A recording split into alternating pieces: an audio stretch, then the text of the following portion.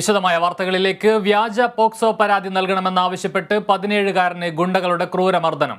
തൃശൂർ വരന്തരപ്പള്ളി മേനന്തറ സ്വദേശിയെയാണ് മർദ്ദിച്ചത്. അപരിചിതയായ സ്ത്രീക്കെതിരെ പോക്സോ കേസ് നൽകണമെന്നാവശ്യപ്പെട്ടാണ് മർദ്ദനമുണ്ടായത്. വിവരങ്ങളുമായി അനീഷ് ആന്റണി ചേരുന്നു തൃശൂരിൽ നിന്നും. അനീഷ്, എന്താണ് നിലവിലെ സാഹചര്യം? ഈ മർദ്ദിച്ച ആളുകളെ പറ്റി എന്തെങ്കിലും വിവരങ്ങൾ ലഭ്യമായിട്ടുണ്ടോ? എന്താണ് കേസിന്റെ അവസ്ഥ?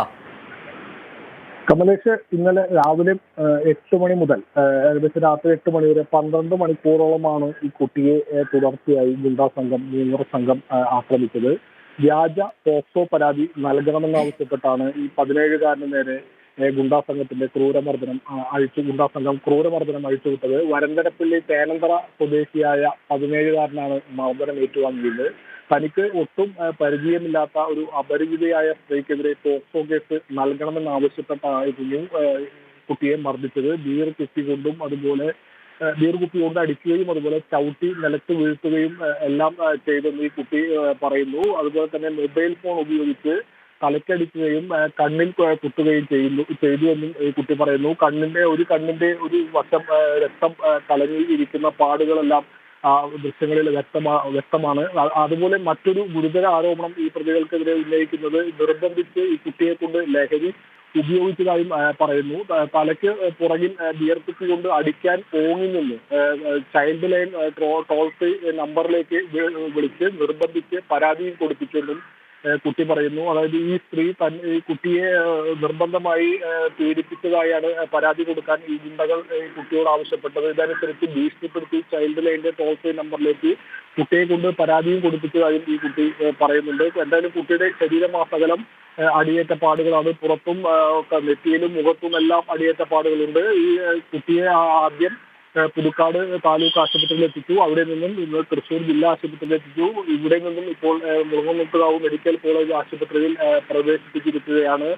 ഈ കുട്ടിയുടെ 2 സുഹൃത്തുക്കളെ വിട്ടാണ് ഈ കുട്ടിയെ വീട്ടിൽ നിന്നും വിളിച്ചിറക്കി കൊണ്ടുവന്നതെന്നും കുട്ടി പറയുന്നുണ്ട്. ഈ സുഹൃത്തുക്കളെയും ഗുണ്ടാ സംഘം ഭീഷണിപ്പെടുത്തിയാണ് ഈ കുട്ടിയെ വിളിച്ചിറക്കി കൊണ്ടുവരാൻ പ്രേരിപ്പിച്ചതെന്നും കുട്ടി പരാതിയിൽ പറയുന്നു. ഈ പ്രദേശത്തെ ആളുകളായ 3 പേരുടെ പേരാണ് കുട്ടി പറയുന്നത്. സുമൻ, ശ്രീജിത്ത്, നിഖിൽ എന്നിവരാണ് തന്നെ മർദ്ദിച്ചതെന്ന് പറയുന്നു. ആദ്യം വീടിന് സമീപത്തെ കുറുമാലി പുഴയുടെ ആളൊഴിഞ്ഞ തീരപ്രദേശത്ത് വെച്ചാണ് മർദ്ദിച്ചത്. തുടർന്ന് ഈ ഗുണ്ടകളുടെ സുഹൃത്തുക്കളായ 2 പേരുടെ വീട്ടിൽ കൊണ്ടുപോയി മർദ്ദിച്ചു.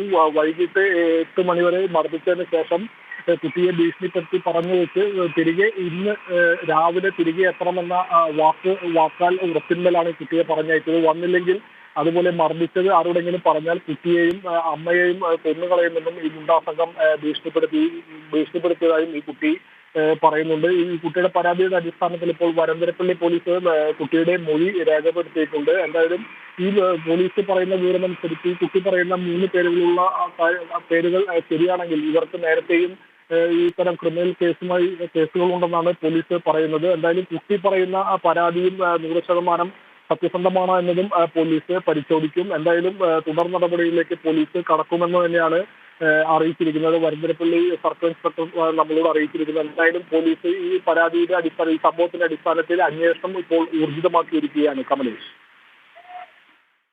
ഈ പ്രകാരമുള്ള ആളുകളെ തിരിച്ചറിയാൻ പോലീസിന് സാധിച്ചിട്ടുണ്ടോ?